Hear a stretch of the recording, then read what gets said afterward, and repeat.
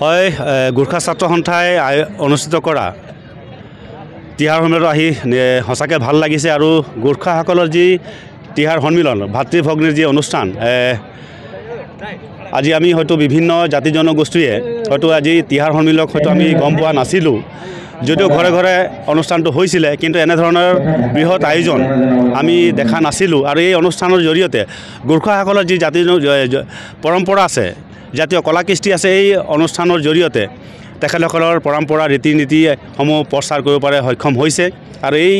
এটা সীমান্তৱৰ্তী অঞ্চলত চৰাইপুৰ অঞ্চললৈকে অনুষ্ঠানটো পাতি খুবেই ভাল হৈছে উপস্থিত থাকি নিজকে ভাল লাগিছে আৰু অসম ছাত্ৰ সন্থাৰ তৰফৰ পৰা এই গোৰ্খা জনগোষ্ঠীক সকলো ভাতৃ ভগ্নীসকলক মই অশেষ ধন্যবাদ জনাইছোঁ আৰু এই পৰৱৰ শুভেচ্ছা জনাইছোঁ আৰু অনাগত দিনবিলাকত তিহাৰ সন্মিলনৰ জৰিয়তে অসমৰ বিভিন্ন জাতি জনগোষ্ঠী সংগঠনৰ লগত একতাৰ এনাজৰীডাল হয়তো কটকটীয়া কৰিব এই তাকে প্ৰমাণ হৈছে আজি অনুষ্ঠান জৰিয়তে আজি অনুষ্ঠান থাকি বহুতে ভাল লাগিলে ধন্যবাদ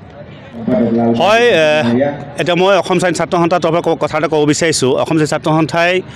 জন্ম লগ্নৰ পৰা চাহ জনগোষ্ঠীৰ লোকসকলে জনজাতিকৰণৰ দাবী জনাই আহিছিলে আৰু আজিৰ তাৰিখলৈকে কিন্তু বিভিন্ন সময়ত কংগ্ৰেছ আহিলে বিজেপি আহিলে কিন্তু প্ৰত্যেকটা চৰকাৰেই চাহ জনগোষ্ঠীৰ লোকসকলৰ জনজাতি মৰ্যাদা পোৱাৰ প্ৰত্যেকটো মৰ্যাদা আছে তথাপিতো কিন্তু তেওঁলোকে দিব বিচৰা নাই কি কাৰণে বিচৰা এটা ৰাজনীতিক এটা খেল খেলি আছে বুলি আমি ভাবোঁ কৰোঁ নিশ্চয় এই ক্ষেত্ৰত অসম চৰকাৰে বা ভাৰত চৰকাৰে পিছপৰা জাতিটোক যিহেতু আগুৱাই নিয়াৰ দায়িত্ব এটা আছে গতিকে পিছপৰা জনগোষ্ঠীটোক আগুৱাই লৈ যোৱাৰ ক্ষেত্ৰত অসম চৰকাৰ বা ভাৰত চৰকাৰে ইয়াক গুৰুত্ব দিব লাগে বুলি আমি আহ্বান জনাম